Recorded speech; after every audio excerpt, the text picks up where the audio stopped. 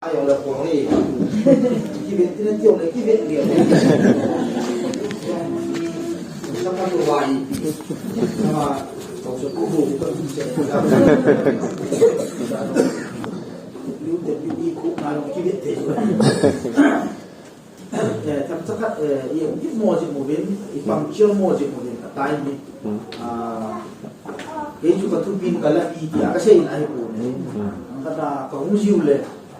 Mio ano zilo lai la ka kipat no ka sa ke ho zo hi na ho kana lim ji dan no ale ya hoi mo ka ro mi za ka pam tu systematic tai ni bolu ve ki pa ti de ni ne la cha alang na su che ri mo se met wi yo chu ai ti ma pa mi ke se le one ni me ho ya ba ya pi ya ni mo se chu ba ka mu bi ji ni mu a ka ti e na win ba mi na ba tam pi mu mai te yi Evam tu nadam kamu ani vam wat kasai. Ihom timuto. Aum kham jong iga atasi kin le. Ihom lo behim kit na lai. Koi kona ningkum macun lilin si New Year ka ga mamon. In ku bo yi be koi kon ye. Dan ku kung sai ka bo in kim ji u ta su. Bangkom la first bell la second bell la ki bu mat le ong ta mai. Ta chụp chữ là áo che cho sao lên mi hồ mà đi rồi cho anh ấy cuối cuối này là cho ấy cái gì tao ta bằng ta cho ai bằng thì ít cái ngã không cái ngã ai mà ta yên mà ta lại cái xây đó ra xây cái điều ấy là niệm thế chứ ngã liền không sót gì ít cái mai thế rồi cái phải đâm nó đi cái bạn đi ấy na ông này cái phải đâm nó cho bạn đi qua số cả thì cũng hậu sở hồn là chúng thu ở tân rồi hậu sở phụ là cả rồi reverend hậu sở hồn là chúng thu ở tân hay là phụ mi đâm mỏ rồi tất đấy ý thì là reverend bỏ sao qua lai chú ý thì hậu sở phụ là chúng thu cái tân gì thì tân tệ ý sự hiểu lo cái này không Reverend Puchun hubung miti ama ida ka hi hubung miti hau so he ne thim lu gam la ka chi hau bom khat kamu ka kai le among la ma chu loi khat na umi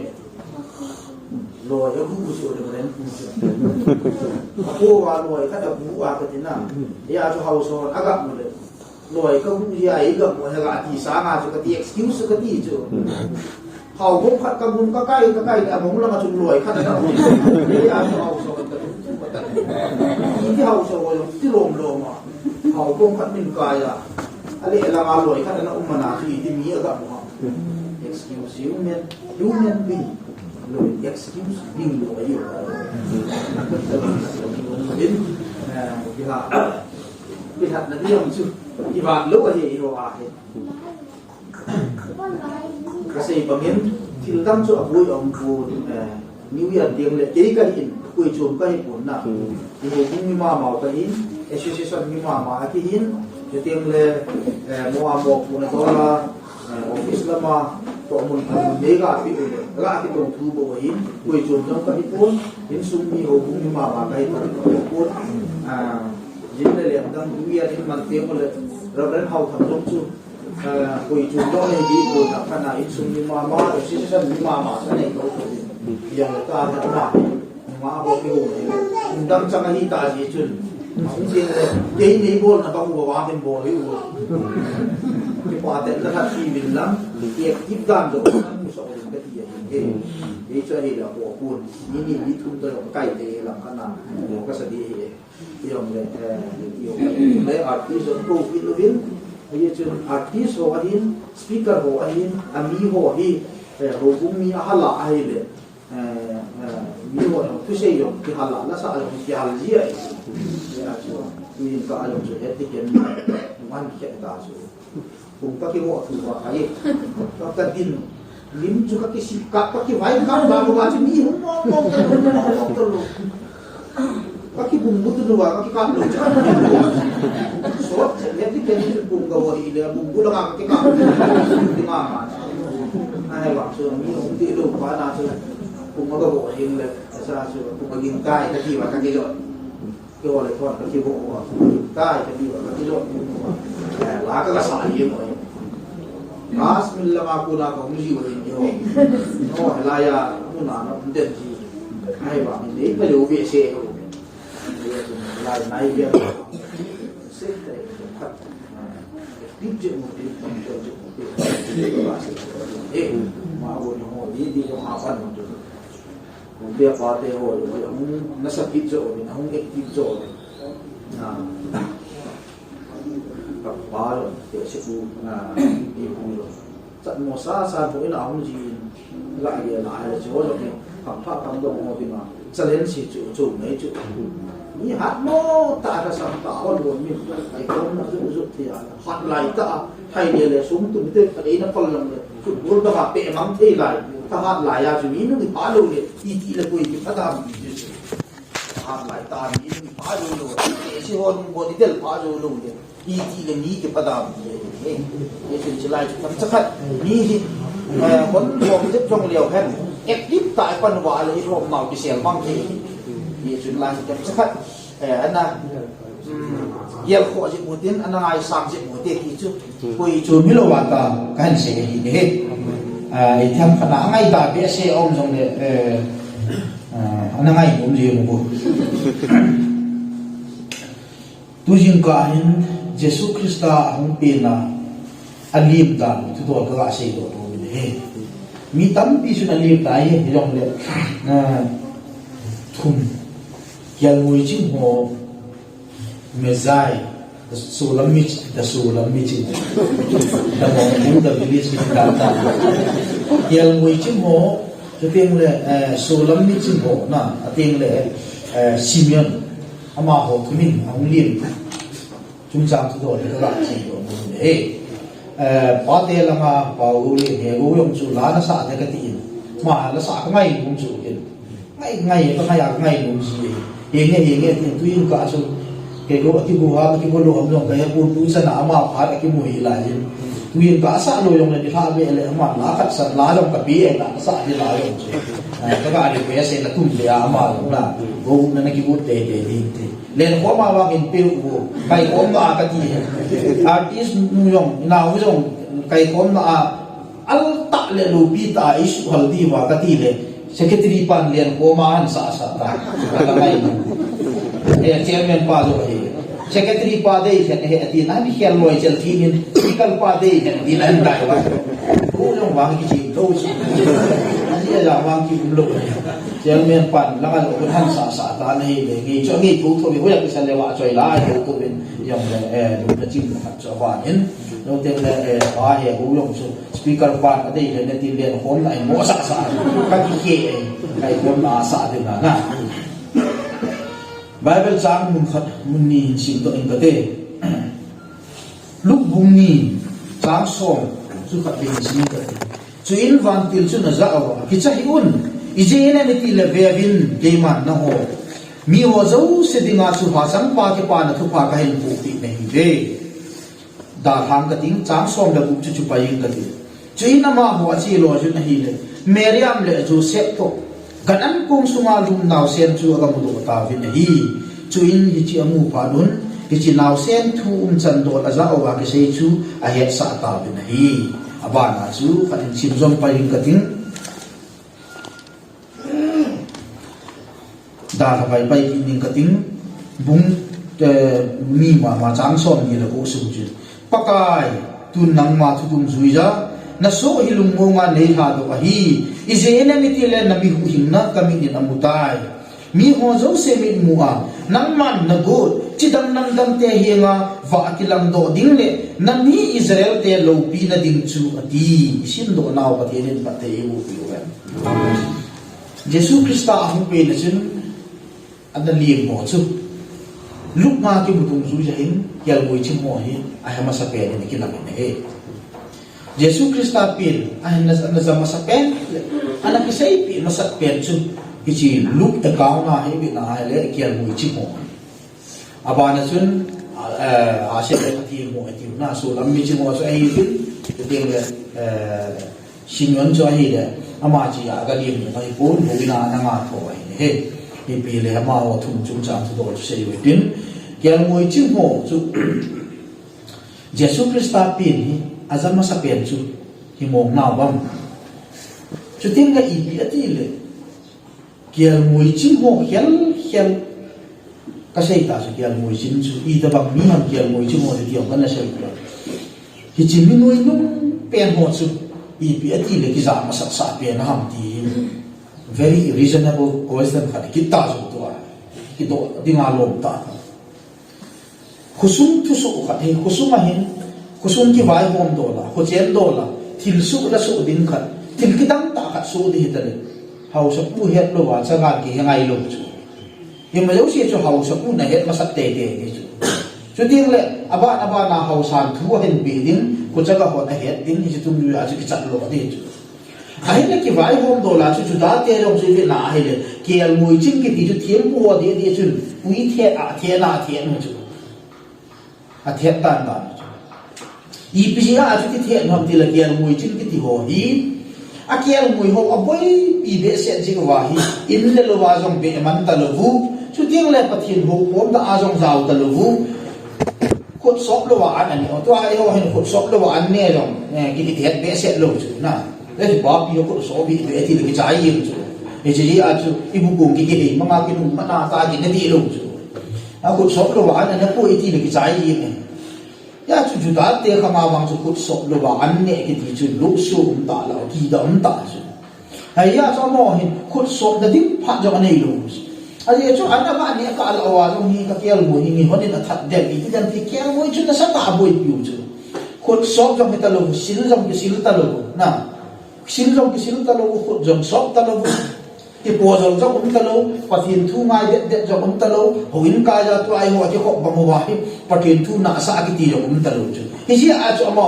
hi ta bang din mun lo za la gam la a kial mo chi ai ta ji wa chu thiam po hi a the na a the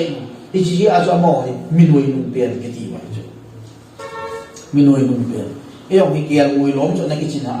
loi wang ka na chin chu loi chin na sa ta ka na bo le neo la school kai ka loi chin na ki po pai neo ba chu shi se ya ai le cha ding ding ai ki lom lo ai ai wa pa ti ni hin tu na hi cha na ai i ma ki hi jo a sa ka ta hin tu do minoi nung pen ta so na ki hi se yo loi chin ho ki ti chu ke ya mi loi pa chu sai ka la ki to la le chu le ya wang so hi le na kha wa ki lu ya ki ho so lo ya so a chu ma to gel gel ni nong to na ti si ge nga lam ki zo sam lo bi ju ye yong ki hau na chu e lo chu ma lam ki zo ma so mi sai ka la lo pa ju sai ka la mi la zo lo ya school ka kai lo cha ka na ba de su so mi lo de lo ki ki ho ya school la ki ki kai hi de ti de zo din mut na kin lowly people ki ti chu na ta ba mi noi nung pen ho ki ti chu din mun chu na ki ho ka to ki het ho ai school ka i jong le loi ho bul kim na me e ti chu bul ko chi bul ki kinam du wa a bul ko ilo ho bon bul ki manam ti da bul ko te chu bul ki ba kinam lu i pi ba kinam da ai ta chu noi nung ta chu pu na ke bang ma chu kiel moi chi ho jong sa na ke na ke mo ya chu ti chi kiel moi chi ho khela chu ko i wang ti le Pharisees uma chu Sanhedrin ba ma sa Pharisees uma Sadducees uma dan tu sun ho ma ho lam kai alu bo ale na len te hiti ho zo se ke loi ko na Sanhedrin council chu da te ale pen council len be ma chu to ai ho ke loi ko TBS uma head di ken zo se council ti wa ai to ji ta ba wa Sanhedrin members chu ai le hita bang thagam lam thu a anam su wa len khat phim din thu dol chu i ati le thiam pu chung nung yo ma Sanhedrin member ho jo ma Pharisees Sadducees dan su ho jo ma ama ho khel ki za sa na ho lam kai ni bo len ta ho chun hel kan la ama ho chun hey mi hu hin pu a pin tai tin ho mu mi ho nam mi ho chu sei pi hen lak le ki lo ta kha ya ko sum lo ki lo lai lo za ba gam la tu ha nga yan mu chu ho azan ni na ba ma ho cha ha ma sa pe na ya chu ni tam pi na se ya ai yan mu ching ki ti hi minoi nung pe ni Jesus Christ ta jong chu minoi nung pe na hu pi ni Jadi asu minoi nung pen ho ki het sa ma sa te ke ga la do la bang su minoi nung pen hi wa ki het sa ma sa wa hi ni jo ka ta san be se a ye chu ki al mui chi mo background kan cha ka het nai chu minoi nung pen hi ji wa ga het sa ma sa jong su iti le a ki al mui chi mo ba man minoi nung a ku pi sum du ma am sa nai la ma yong tam pi um tho chu hai wa ki al mui ching hi ji o khel khel minoi nung pen hi ji a Jesus Christa pen he ma sa pen hi di wa ka ta san lo chu yesun ki al mui chin ki ti tham cha ka i ta bang mi hi wa ma ho hi ti ka ga se do lo he hita ba ma ta salam chu do la ki al mui chin ki ti minoi nung pen le thiat pen na i gel wa wa hi hagaw la ma hin vit le hagaw la ma ho bung lu cham chu ham ti le ki al mui chin ho ki chu hagaw hi bu a se de ma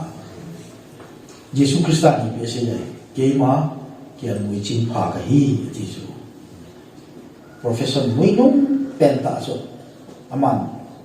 title lim ta la spiritual title a se de ma le ki al mui chin ki ti so alien pen ho bung lu cham ta so abai hom pen ipaka Jesus Christa yin long so ki al mui chin pha ka hi ti chu tua bishop iti ho deacon iti ho pastor reverend iti ho hi kial mui chi kiti chu changa ku na hum kila do ngen bo chu thagaw lam chu do la i na hale title chung nung pen ta chu kial mui chi ta tu ni a he pa jang ho bu ma kial mui chin chu ku ham kial mui chin pu chu ku ham ti ya deacon pu ta chu ke ho zo si jo hi association level a dinga ho bu mi te la pang cha sa yong le ram patin thau bu khat kial mui chin chu ni ta chu ke ho le ji chu ki na chu spiritual line a hin se ding le kial mui chin ki ti chu asana na sam ki koi mata ki chu kial mui chin pu ki ti te chapang ki yong le lam kai ho bung lam kai ho patin na tong patin kim pu chu kial mui chin pu wa ti ya le kilo ma chu ba te ho hi lu bo ta ta yong le kial mui chin pu ti le lu ham ki chu na ai chu mi spiritual title sa ta ki ni ta ya chu ai ti ta bang din chu ma ai thagaw lam chu do lai ve na ha le na lin chu anu bo pen ta iya chu hi chi kial mui chi mo hi luk le ka bu a chu ama amu ma sa pen ai ma sa pen he ti chu sei ka bil hi chi kial mui chi mo hin a za chu be khat mi dam kial mui chi to ki ba lu na ka ne ti chu skola ro sei da Jesus Christa pen ga ki sei pi a thu sa ma sa pen kial mui chi mo hi kial mui ching adam midam to bang lo hi ti hi ki sei ama ho hi thing pu in sung mi kai kha khat hi ding chu ting na akial mui chi nu hi kial mui tam ta bang ki lo chu mo kial mui lo chu kial mui po po ri sa ka na ka sei ka chu ki thoi na ding le chon sit su dam na ti ma kial mui chu kial mui ta pot pot ki mang thei lo chu atum be a kial mui hon a hoi chi aki ki su he lo mit le ha ki su lo ti bukin ke alla atha a hoi chi Jerusalem ma ki phai na kan tha a tha ding kial mui ho cho chi le ni so ma ho special so ma ho mo kial mui pum bo thil to a ki phai na kan tha a tha ding kial mui ho chu ama ho hin a chin no hin a chin ama ho jo hi thiem pu in sung mi di wa hi ti cho ta sa chu e chi chu i pi a am ki sei to te ham ti le ki te na lui mun phabe na thulun lui te le wa Old Testament mun phabe ma chu adi a Genesis bung som thum langa chang som lagu som ni lakat maika bung li chang ge ki to hoi isima hi le Messiah the long promised Messiah ahung dinga ahung peng dinga ama ji hu aliang pau Jesus Christ chu Messiah chu Hebrew pawa migdal idel iti muna hung ping de ti chu iti dinga ge se chu migdal idel iti hi ipi ge se na ha iti ale gan cha ho mul ati nai chu gan cha ho mul amul za za ge sa chu ke ho kulam nyong ko i mul i bi kom kom ma hetam ako ma su ke ge yeng e chu na he wang so ka se le thing nai kom i bi kom kom oi lai kom kam gi kom loi na bilay mol huin mol khuluin mol ke ti za za chu mun ki sa da ni ka ti ai langa ne yu vam ne yu vam la ka he badung khat dong chu hi chi tu ti ba ki sa ji chu ya chu chi ta ba nga chu hi chi tu lu lui mun phabi ma ki se ya chu migdal idal ki ti chu gan cha ho mol ti ni chu hi chi gan cha ho mol hi chi la ai Jesus Christa Messiah ki hung bim di ma ki se chu hi chi chu wi lai mun ha ti le Jacob min azinu Rachel avui na chu chu alhan chu na lampang ma si chu hi chi alhan chu ya chu Israel te chu chin dola chi ama mo Juda te tradition ka na sei na chu migdal idal hi Bethlehem ko ma Bet Sahul kiti kiar mo chi mo chen na khu a chu ma he Bet Sahul kiti kiar mo chi mi hi mo he mo ha tum bi ala khu kha na nei chu hi chu Bet Sahul kiti chu chu kiar mo chi mo chen na khu chu hi chu Bethlehem ve la chu na Bethlehem ko ve la ya chu ma ho kiar mo chin na hi Bethlehem ma ko na ko pi su ma taw na ko na chu gam la be set lo ada ga vel la alu sa na chu kiar mo chi ni ding na chu ta sa chu Bet Sahul ti plan mo chu tiang le Rabbi Judah the prince kiti khat thim pu khat no ma chu ama lam kai na mui ra hi AD 200 bela chu le kha pu khat na ji uwa na hi chi le kha pu chu i byam til misna ati chu Bible sim lo chu na ha ya ti misna kiti le kha pu i byam til Judah te thim pu ho khut chai bu chu dan bu chu tua ai ho pasol khut chai bu nei ta ba chu thim misna kiti chu Judah te thim pu ho dan bu chu hichi a ki mudum ju ya chu me na hi le migdal idel kiti muna kial moi ho hi Jerusalem ma tu din kan tha ke tha na a bol din kial moi ho chu hichi migdal idel muna chu kiching a hi ati chu hichi a chu hiti ho chu hin bit homeland du na a tu simun dan chu hin sei ting le kial moi ching kiti ho hi a kial moi chu special kial moi mo kial moi ham hilo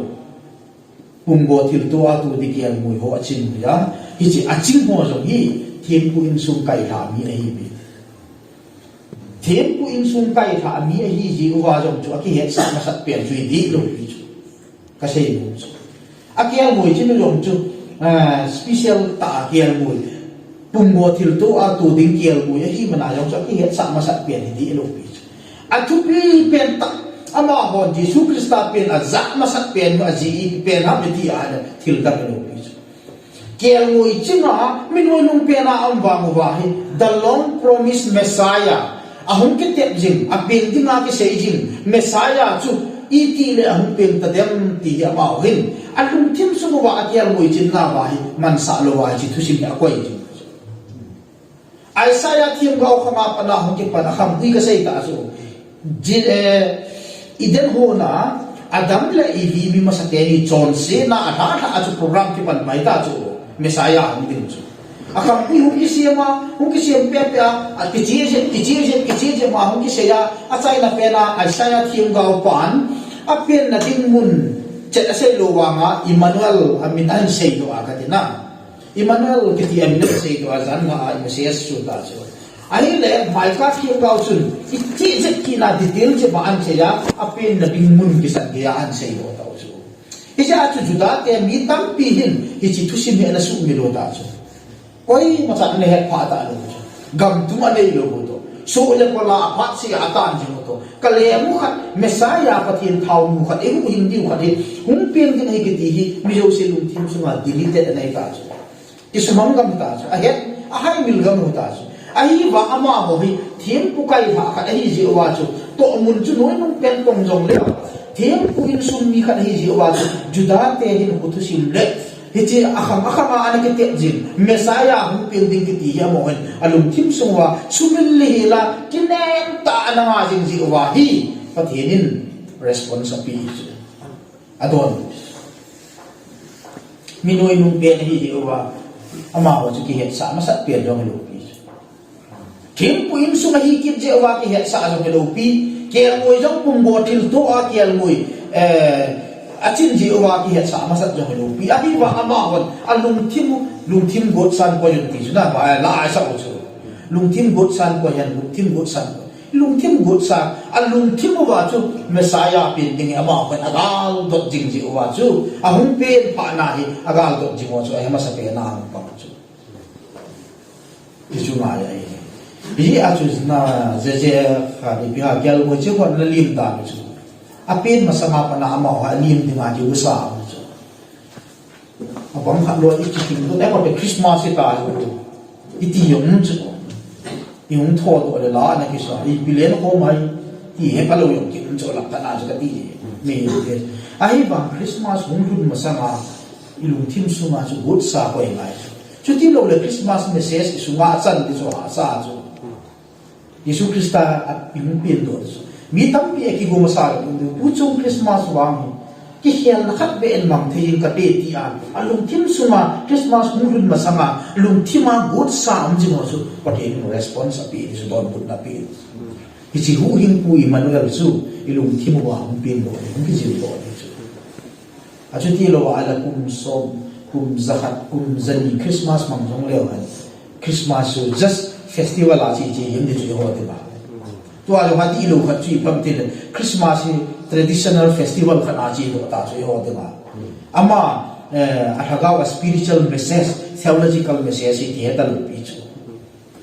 chawang ku da na am ta so Christmas ho na traditional basis aji ta so November 24 ke ka le ke Christmas ke pande hi khoyal um de hi carol in chu um di pi um de ai len ko um de ai ti le ke cha ai em ta so a message di ta ke budalo pi chu na spiritual message pa so do ta do Christmas man do Sabang put system ay man ta so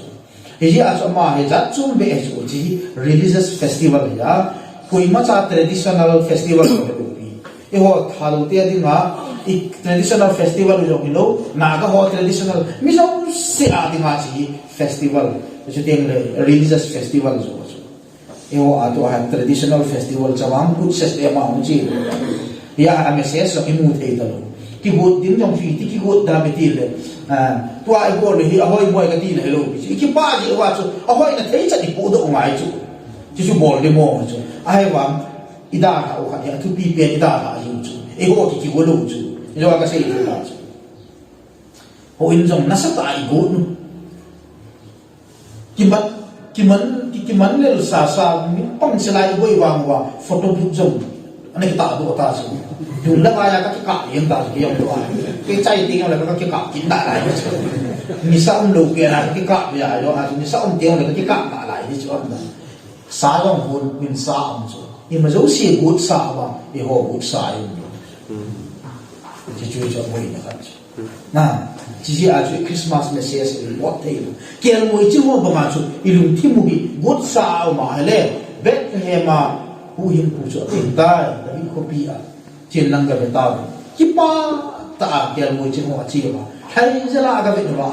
nào xem số mít ta mu vin amu pa lu vin chỉ pa le thano tại không kia ta de ti su na ti su ai là ba na chu cả sei kit leo này số lắm mi chim ho cái ti chu tam me zai ti chu na a sile khatim ti alam ni số lắm mi chim ti alam ki sei chu mo ichi số lắm mi chim mo hi mi ya hai no he to la Yesu Krista pin ngli ma số lắm mi chim ho thum mi chu na Bible la wa ku thum ki ti yu lo chu Bible hin mi thum hi ve ye sei lo pi chu I be ya ku mi thum hi ti ai la wa ti a thim pi ni wa ho pi sei chu sana bego mar thuman cho chu hi chi chu khat chi pi a le ang mo mi thum he ti na la yin ni mu chu Bible la wa so mo mi thum hi mi khat hi mi nga ti I ma cha cái sei chi lam lo chu ai ya chu go lui ti chin do Jewish traditional ho tradition khat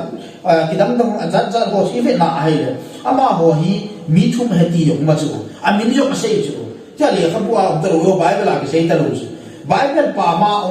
Roman Catholic kon jong apo mutam tam na lai chu na to bi Judith ki ti ho Roman Catholic Virgin Bible ho NRSV ko veleu chun e ho Bible la lo Bible tam tam chu Old Testament la zo na first Maccabees second Maccabees to bi Judith ki ti ho Bible wa am chu Esdras ki ti ho ai ho ni cho hi zau to canonical canon ana ki bola chu e ti ho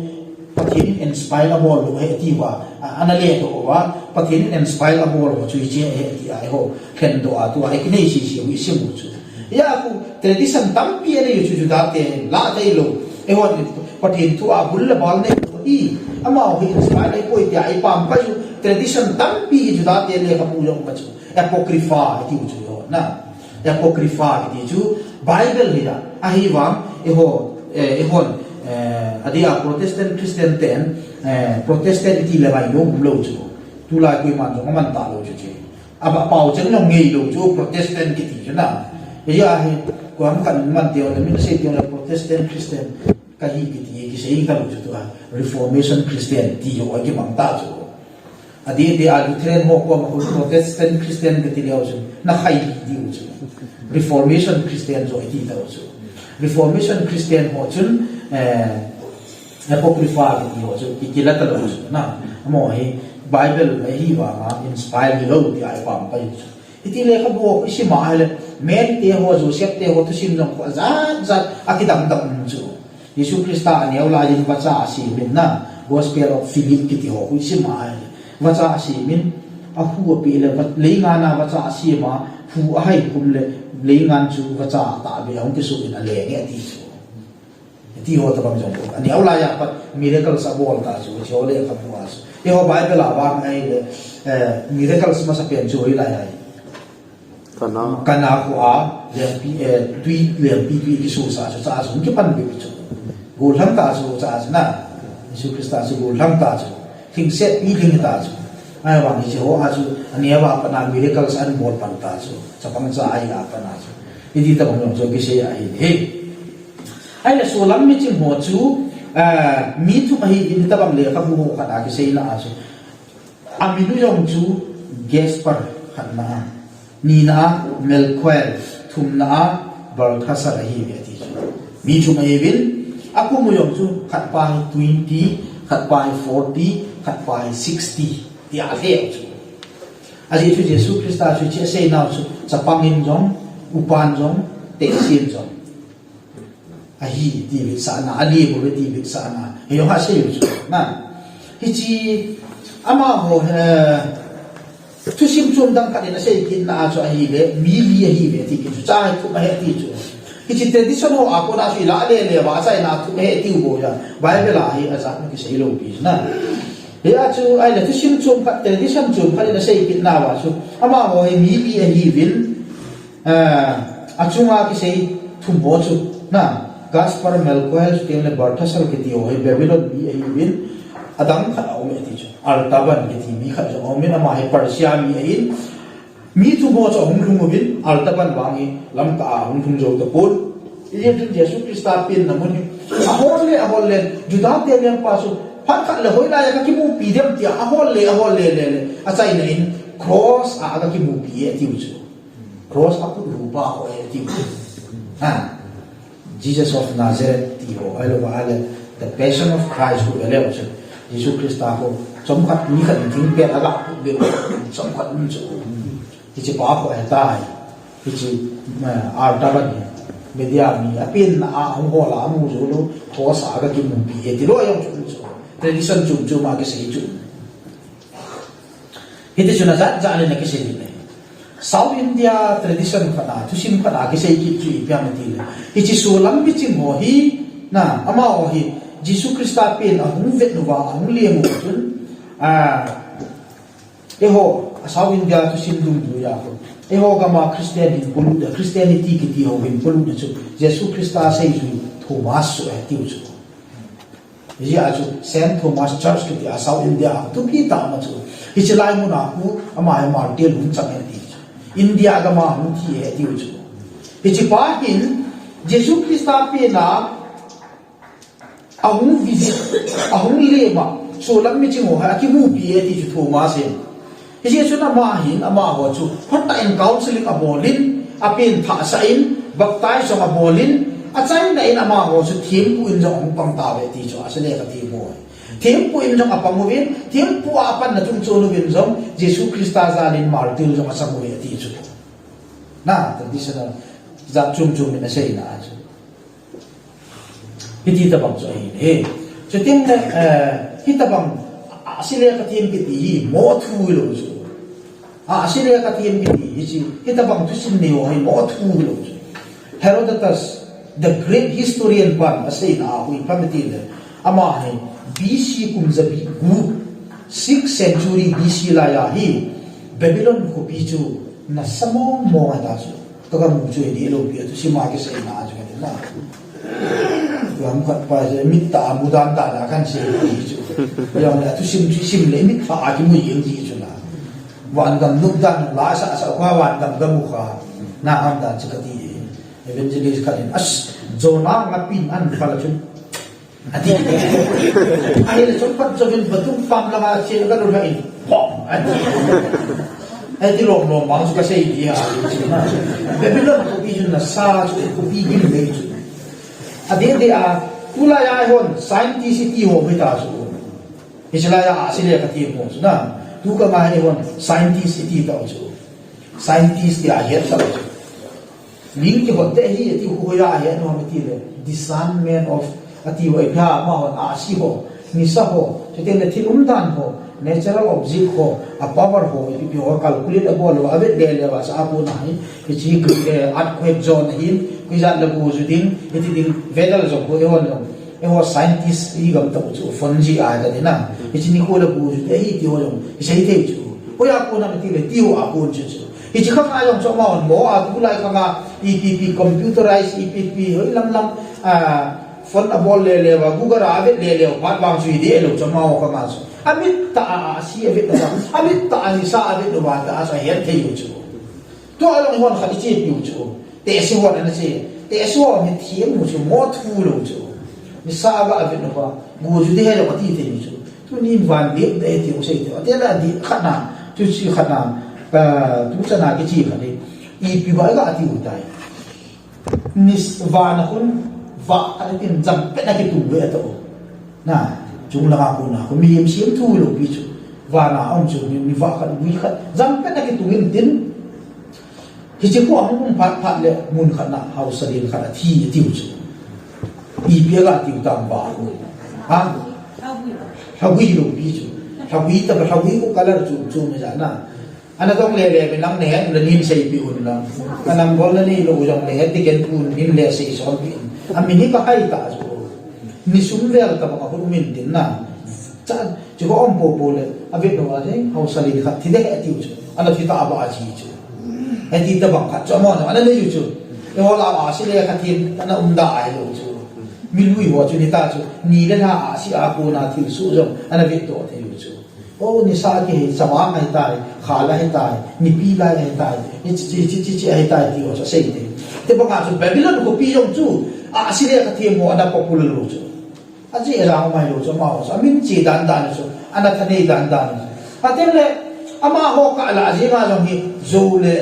bi ha a hem le ta ma chu a si le ka thi mo a hem loi a ta loi ni chu media te hi ana sa na sa chu chi kha ba ya chu mezai ki di lo hi medu persia dia pa wa ku na hon ki la do a si le ka thi mi ti chu ki ti ho a chem mo mo media persia te chu Babylon na ku na ho wa chu duplicate chu tu la ya hon mo re thi ti ta bang chu mo re thi chu I ti ho yin hoi dong le ki lung lut be se lo chu India a he Japan a Thailand a ai ga ti le hoi ja ti chu mo re a ke chu ti ka ta bang chu chu a si le ka ti mo chu mo re pot chu na mo re pot ho chu ho ti le Babylon background na ku na a si le ka ti mo chu mo re pot chu media aku na ho bang chu jinin athen se ori ta chu na branded ta chu branded le mo re a hi ki boi ye mo chu ite ge yo wa mo re til le branded ki lai boi chai ti ta yes media aku na asile ka ti mo chu branded ya Babylon na asile ka ti mo bang chu mo re a chu IPM ti la mo ni te bo la ti le mi pi doi tu a adi lo kha chu mi la pi lo ba doi tu a akale le abon ari jan chu jo ju ji ya chu doi tu a choi lo adi ta media aku na ngo bang chu a sinum zui le tha dung zui ni sa dung zui ya chu ki che na sa ju le khon le la su ji chu ya chu ji a hum ho ji a si le ka ti mo hi Babylon aku no ki lo lai media mi ti chu mo thu lo chu si hen vin wa an het to ali mo chu si yong si dang mai ma lo chu English Bible a chu his star ati chu na si ati chu mo si lo chu si ati chu Yesu Krista pin ko chin ding mo nga hung pin do hung ki gol do si chu e ya chu min si le khatim di ta ho branded ho chu aka abi le ki si dang to bang pu het le chu cha ai le khat pin din an ta wa chu za kuma khada ga ke ka ho sa lin khata thi di da bang bang chu ta chu ya chu si chu ba abi le chu ba mi pin din ta ya chu Herodotus hita chu na sei chu ma hita bang mi chu hi vin media ga mi hi vin asile kathim adi ta branded ho chu na hidi vin Herodotus na chi khai ne alang pi a ki sei to la chu ai ai ve na ai la ma hi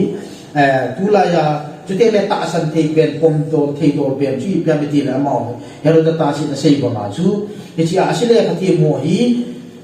Palestine ga ma ko na solang ati chu siya chu solang meeting ti chu na solam mi chimati na peta chu Palestine Israel cha te Juda te adi ma ko na amo ga ma ko na solam Palestine solam chu koi ha pi gam ko ga ti ale Arabia na hi chu tulai ka ngai hon Saudi Arabia ti tau chu na chu teng le media tulai ai hon Iraq ti tau chu chu teng le Persia na Paulia Persia tulai ai hon Iran ti tau chu tulai pa ng sa Saudi Arabia, Iran, Iraq, Muslim kam suam tal tua. Sila ya chu Muslim na kaya kalau lai chu. Muslim di chu, amin nang piang lu la chu. Christianity yung ada kisah ikat biasa lu lai. Ya chu hichigam mi ho media Persia media Arabia ga mi ho asile katim. Hiti chu di chu mo na kin cha chu. Katasan bento ay chu Palestine ka mati nga sulam chu sila chu mawa chu akin chi pe na ki he kat wang chi bia mi ti le ama ho hi gentile na juda mi wa mi gentile mi chu ji a chu Isaiah thim ga Isaiah bun son bu chang thuma ku ve na ai le ka siam de na va a chu nam tin vai pi ki khom diu na ni khu tha hung run teng leng zo si ki khom di ka hi ti chu Hiti subulit na dinga chu, melchi na dinga chu, solam mi chi mo hi, Jesus Christ ay universal Christ ay na chu tunay, ang potse ko sa asali ang tibo. Juda te leng se lo mi chu,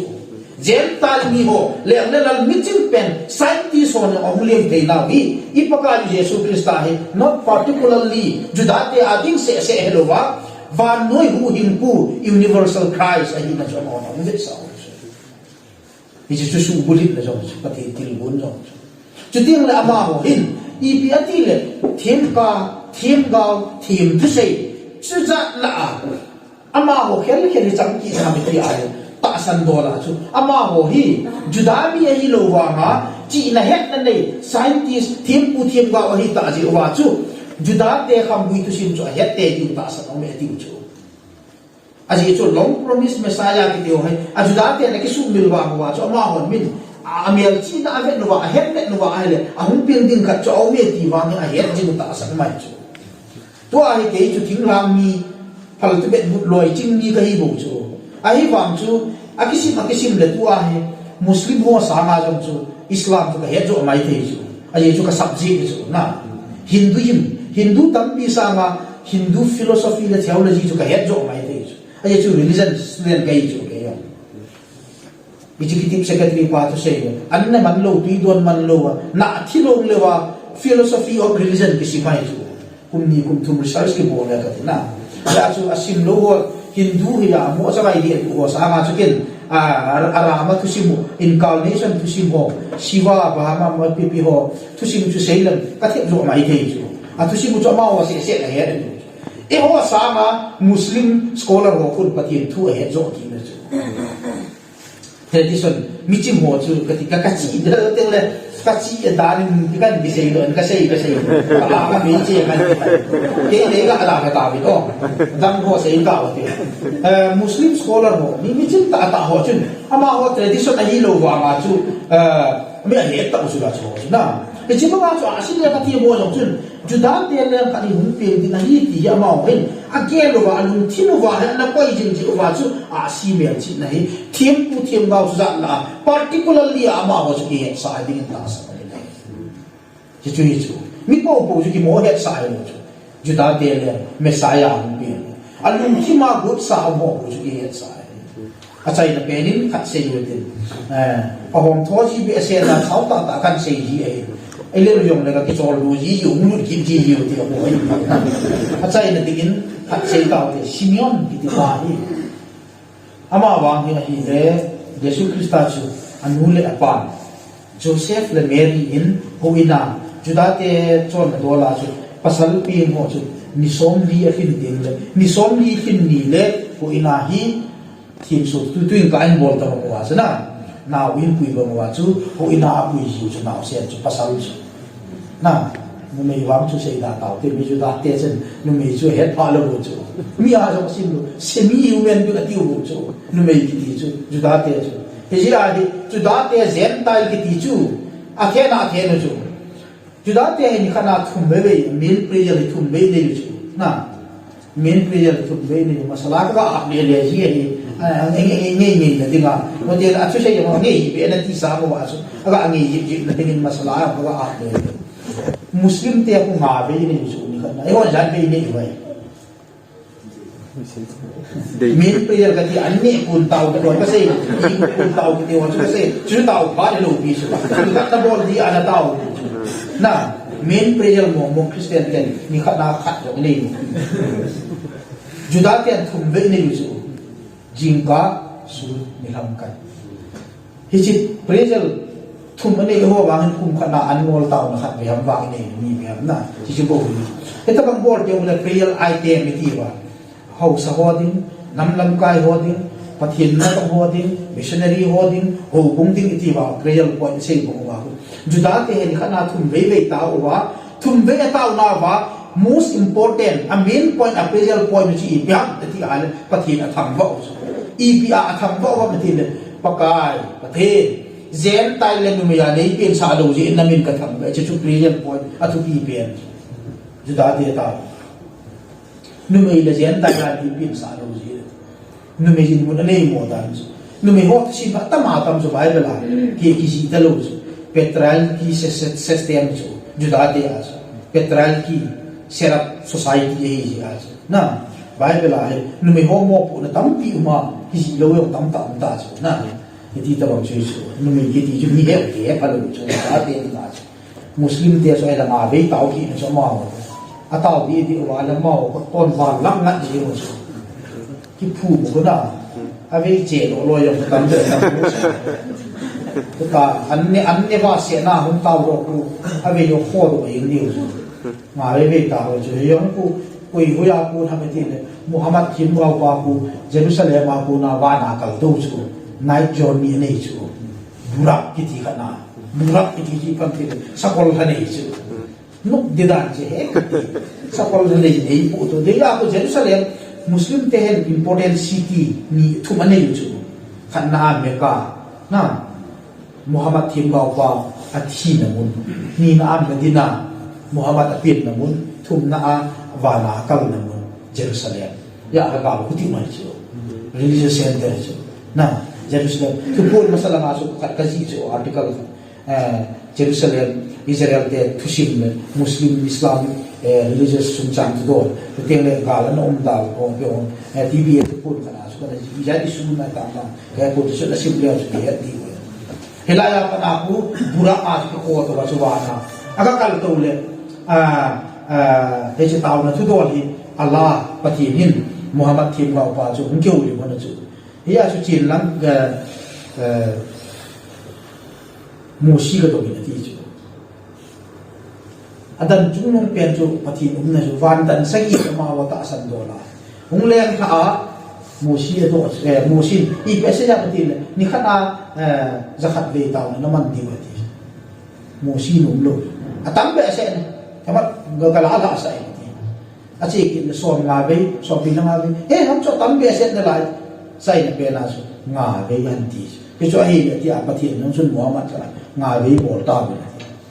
Moshi advice ta bo lo su ala ti ba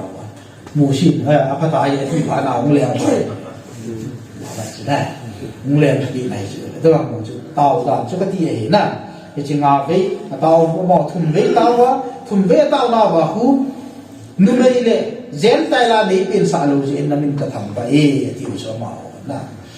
aso Jesus Christa hi nu me ho hi ho ina yo ni adu ada ayo kita aju kipriya ka to kel kel i masala lo Jesus Christa ti tien do la pasal na hi si aju ni som li hin ya ho ina an pu le Simeon ki ti ba na mu ta ama hi se ham tin abai bela jo bai ta ke se jo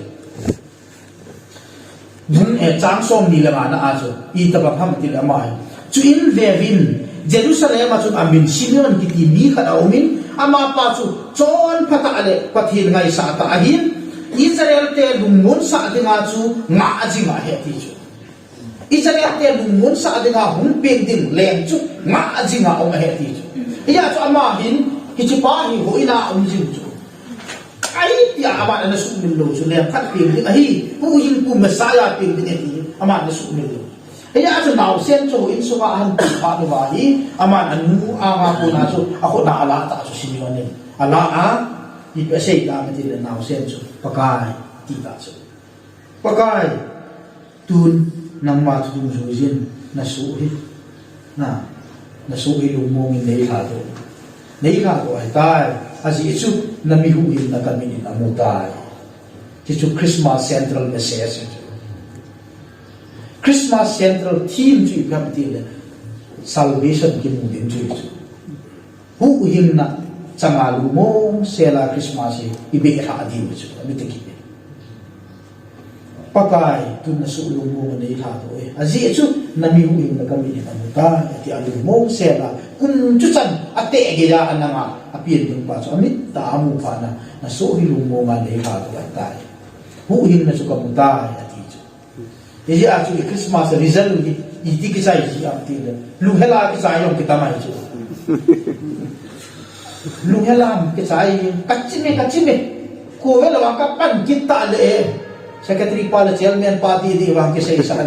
ni nang nei len kita yu mo tin